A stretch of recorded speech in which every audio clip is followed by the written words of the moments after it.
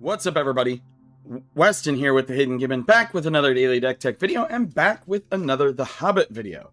Now, before I get into it, I want to let you guys know that when it comes to new sets, I try to do decks of varying budgets. So yesterday's and today's are going to be a little bit higher, sitting, as you can see. And then I'm going to be doing some that are a little bit medium, a little bit lower, and maybe even a Magic for the Working Class or two for The Hobbit. Just wanted to give that disclaimer before we get into it. I promise you I'm not trying to price everybody out of Magic.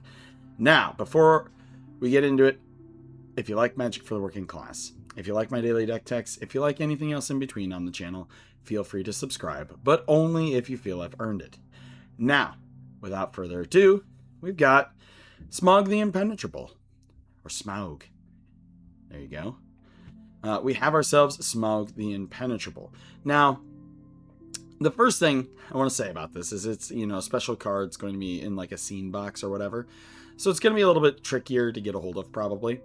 Two, the art, although cool, just kind of seems a little it looks like the contrast got turned up on it. I don't know if that's just because of the digital rendering or what. I still think it looks cool. But it is an 8/7 for 5 generic and Rakdos. So it's a pretty expensive commander.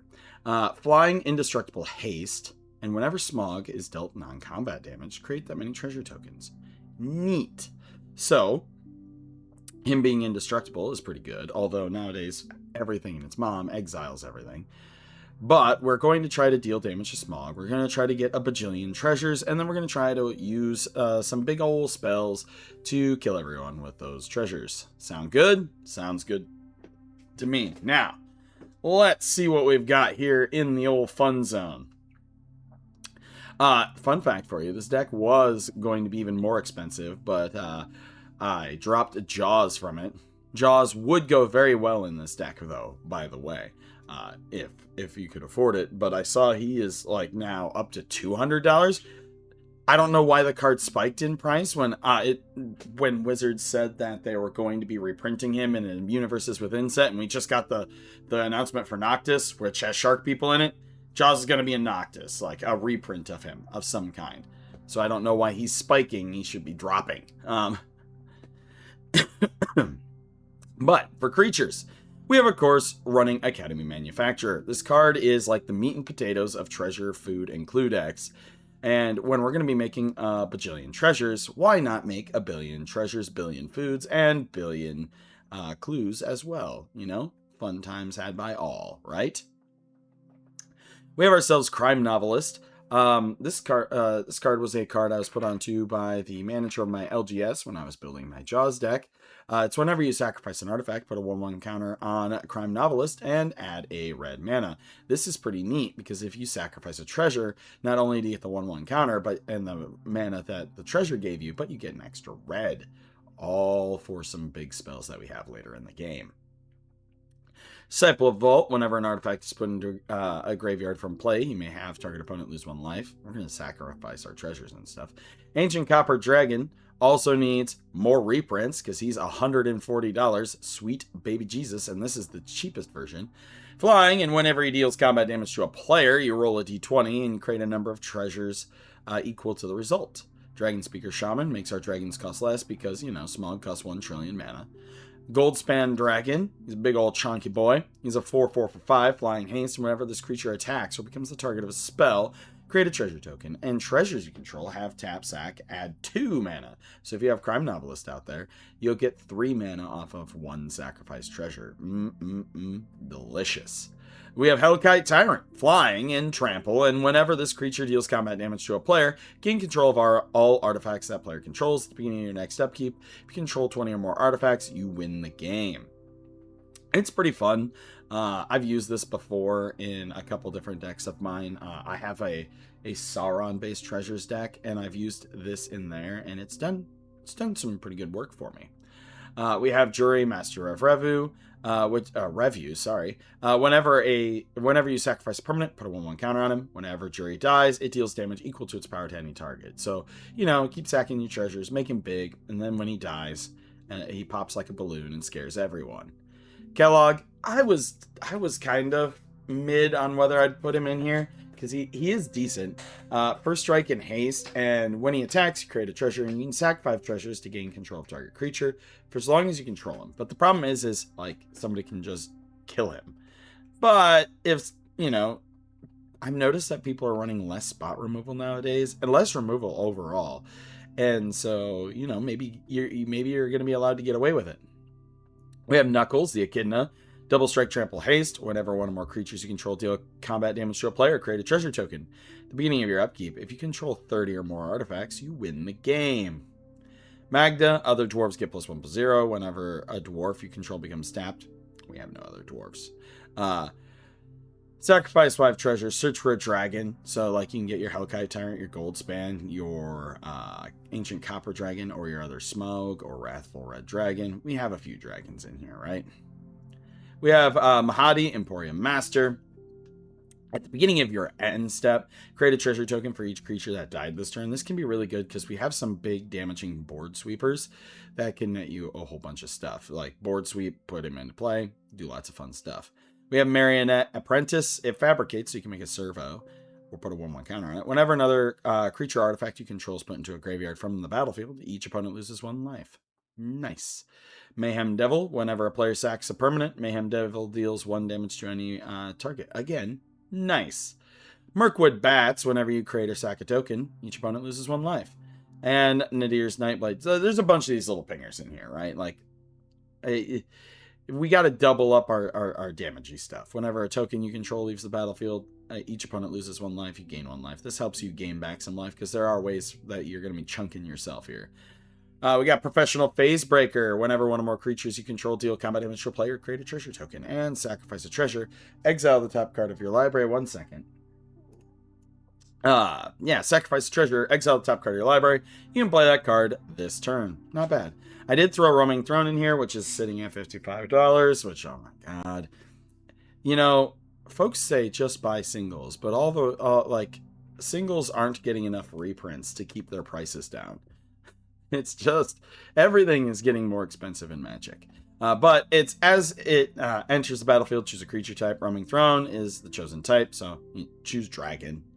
And if a triggered ability of another creature you control of the chosen type triggers, it triggers an additional type. So, like, say you have this out here naming Dragon, and you shoot your Smaug for like 50, he will create 100 treasures rather than 50, which is, an obscene amount of treasures. Smaug, the Magnificent, 4/3 for 4, flying haste. Whenever he attacks, he deals damage equal to the number of treasures you control to any target. That's really good. At the beginning of your upkeep, create a treasure token. So he's a beat stick. You can make 1,000,000 D treasures and then put this dude into play and attack 1 player and just probably like shotgun blast them to death. We have Stormkiln Artist. We're not spell slinging, but whenever you cast or copy an instant or sorcery, create a treasure. That's not a terrible effect just to have around. Swashbuckler Extraordinaire. When he enters the battlefield, create a treasure. Whenever you attack, you may sacrifice 1 or more treasures. When you do, up to that many target creatures gain double strike until end of turn, which is not bad because we do have some big beefy dragons that can swing in. We have Weft Stalker Ardent. Whenever another creature or artifact you control enters, this creature deals 1 damage to each opponent, so he pings for the treasure creation. We have Wrathful Red Dragon flying, and whenever a dragon you control is dealt damage, it deals that much damage to any target that isn't a dragon, which is always nice. Shoot your Smaug shoots other things. Zorn, if you would create 1 or more treasure tokens, you create those plus an additional treasure token. Sorceries! Here's where we get our big spells, friends. Blasphemous Act. Everybody saw it on the internet. Like, everybody was putting the Smaug with this card. And we're going to be no different here. And so it costs 1 less to cast for each creature on the battlefield. Deals 13 damage to each creature. It'll hit your Smaug for 13 and immediately net you 13 treasures, which is not bad. Brass's Bounty. For each land you control, create a treasure token. Again, not terrible. Just a nice little late game sorcery. Chain Reaction deals X damage to each creature, where X is the number of creatures on the battlefield. This is also pretty good. I've played this in what deck is it? in my Karavek deck where one of my opponents was just dumping out 1,000,000 tokens with Field of the Dead, and I just obliterated the board. It was disgusting. Crackle of Power deals 5 times X damage to each of up to X targets. So you pay X 3 times. So, say you have 15 treasures, you can do this 5 times. 5 times 5 damage to up to 5 targets, right? Which is pretty neat. It can also be a game finisher, right? You get 20, 30 treasures out there, you sacrifice them all, and you deal like 150 damage to each person. It would be very, very good. Dragon's Desire. This comes in the scene box. Add a red mana for each artifact your opponents control. It's like a dockside on a sorcery. Then we have Star of Extinction. Destroy target land. Star of Extinction deals 20 damage to each creature and each planeswalker. And what it reads is destroy target land. Net yourself 20 treasures. Also, it deals with planeswalkers. Not that you'll see planeswalkers very often in Commander because they're very weak. Torment of Hailfire. X and double black. Repeat the following process X times. Each opponent loses 3 life unless that player sacks a non-land permanent of their choice or discards a card. Yeah, again, if you have like 30 treasures, things like this are game enders right here. Yep. Game ending things. For instance, I had to throw Blood for the Blood God in. So that way, 1, I can say it like this. Blood for the Blood God. And 2, because I love this spell. I love this spell a lot. It is for 8 generic, double black, 1 red. The spell costs 1 less to cast for each creature that died this turn. So, you Star of Extinction, kill everything but your Smaug. And then probably a bunch of things died. And then you get to play Blood for the Blood God, which allows you to discard your hand. Then draw 8 cards. Blood for the Blood God. Deals 8 damage to each opponent. Exile Blood for the Blood God. I know. Yeah, I'm earning some unsubscribes from that. And then, collect your skulls for the Skull Throne. We have ourselves... 1 second, friends. Oh, nope, never mind. We have ourselves Chaos Warp. The owner of target permanent shuffles it into their library. Now 1 second, friends. As we were saying, Chaos Warp, you can remove something or gamble on getting something good from yourself. We have Cut Propulsion. Target creature deals damage to itself equal to its power. Have Smaug shoot himself. If it has flying, it deals twice that much damage instead. So, you get lots of treasures. I did put Dark Writ and Seething Song in the deck to help with fast mana. We do have Unexpected Windfall and Deadly Dispute. They net you treasures. It's part of the draw stuff. Demand Answers is part of the filter draw stuff. Fire Covenant. It's an additional cost to cast a spell. Pay X life. It deals X damage divided as you choose amongst any number of target creatures. We have Terminate. Destroy target creature. It can't be regenerated. We have Starstorm. Starstorm deals X damage to each creature. Always good. And the last Agni Kai, of course, target creature control fights target creature an opponent controls. If the creature the opponent controls is dealt excess damage this way, add that much red. Until end of turn, you don't lose unspent red mana as steps and phases end. Always good. Artifacts. There are a lot. Because Smaug is such an expensive creature, we are running a whole bunch of mana rocks. We have Arcane Signet in here. Glittering Stockpile, which adds red and puts a stash counter on it. And you can also sack it to add X mana of any color, where X is the number of stash counters on Glittering Stockpile. Mox Jasper works for dragons. Rakdos Signet, Worn Power Stone, Thran Dynamo, Soul Ring, and Talisman of Indulgence. For other fun stuff in here, we've got Diamond Pickaxe and Reaver Cleaver. These will go ahead and generate treasures for you. Pariah's Shield. It's an oldie but goodie, okay? I had to. So what we do is we equip this to our Smaug, and then all the damage gets dealt to him. It's an oldie but goodie. It's a classic EDH thing. Mjolnir, Hammer of Thor, Smaug's worthy. Deals 4 damage to any one target creature. Double all damage equipped creature would deal. Just do it to your Smaug. Or you could put it on a Dawnspire once it's a creature. Whenever you attack, Dawnspire deals 100 damage to up to 1 target creature or planeswalker. Deal 100 damage to your Smaug. And then, you know, it can be a flying 20/20. It's also not hard to get this thing stationed when Smaug is an 8/8 and half the other creatures in the deck are also big chunk guy. But yeah, there you go. And those are our artifacts. Doing artifact things. I could not... I would be remiss if I didn't talk about Kark Clan Ironworks, which, once again, it's incredibly difficult to read this card, but it is an artifact for 4, and you sack an artifact to add 2 colorless mana. So, you know, all those excess clues and foods that you might make with your Academy Manufacturer, go ahead and use those for mana to use them on things like your Tormented Palefire, your Starstorm, etc., right? Good times. Enchantments. We are, of course, running Descent into Avernus. I love this card. It's one of my favorite cards to run. It speeds up the game. But at the beginning of your upkeep, you put 2 Descent counters on it. And then each player creates X treasure tokens, where X is the number of Descent counters, and it deals X damage to each player, where X is the number of Descent counters. Fantastic. Pyrohemia and Pestilence, you know, you can just get free treasures off of your Smaug by pinging everyone and your creatures for 1. And of course, if you don't have a creature at the beginning of your end step, these will get sacrificed, but your Smaug's indestructible. Then also Pain for All. When it enters, enchanted creature deals damage equal to its power to any other target. Shoot it, put this on Smaug, shoot it onto Smaug, and whenever the enchanted creature is dealt damage, it deals that much damage to each opponent. Excellent, excellent thing. Because then you can do like Star of Extinction. It's very, very, very good. For lands, I'm running pretty basic stuff. The one standout here is Dragon Cursed Halls, again from the scene box. Add a colorless, tap 1 and tap it until end of turn. Target creature gains whenever this creature deals combat damage to a player, create a treasure. And we also put Treasure Vault in here. Alrighty, that is the list. Let's go ahead and see how Moxfield's treating me today, shall we?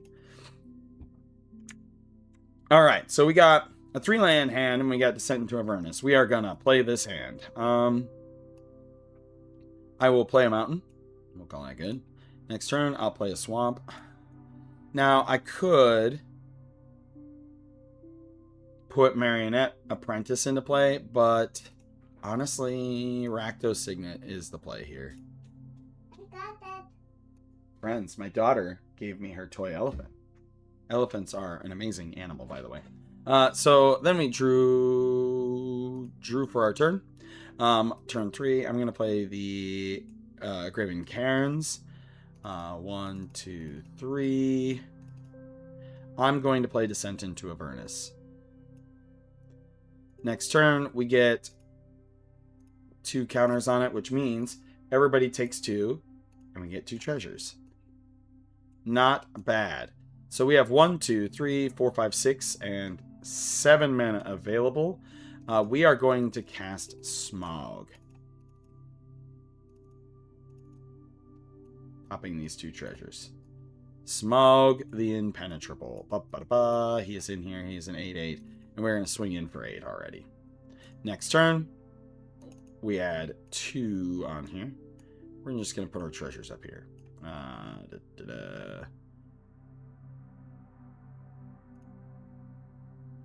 There we go. We have 4 treasures now. We're going to play our land. I am going to play Academy Manufacturer. I'm then going to play Marionette Apprentice. I could sacrifice these to ping everybody for 4. In fact, I think I may do that. So ping everybody for 4 to play this, Thran Dynamo. There we go. Next turn, we get 2 more, and everybody's hit for, so we took 2. 1, 2, 3, 4. 1, 2, 3, 4, 5, 6. Put these up here. X. And then we also get to add a food and a clue.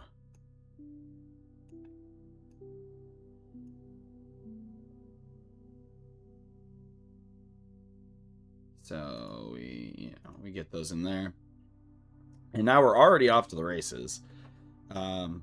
We have a bunch of stuff that we can use. we would want to smash with him. And we don't even need to have this reduced. 1, 2, 3, 4, 5, 6, 7, 8, 9, 10, 11. I have 11. I am going to Blood for the Blood God. Which let... Oh, no. Don't Blood for the Blood God. We have Hellkite Tyrant. That's a win con. Occasionally, friends, I'm stupid. You know, we add 8 onto here, more of these. You see what the deck does. It generates treasures. It's pretty straightforward. But let me know what you think in the comments down below. Tomorrow's deck will be much more budget friendly. I promise you.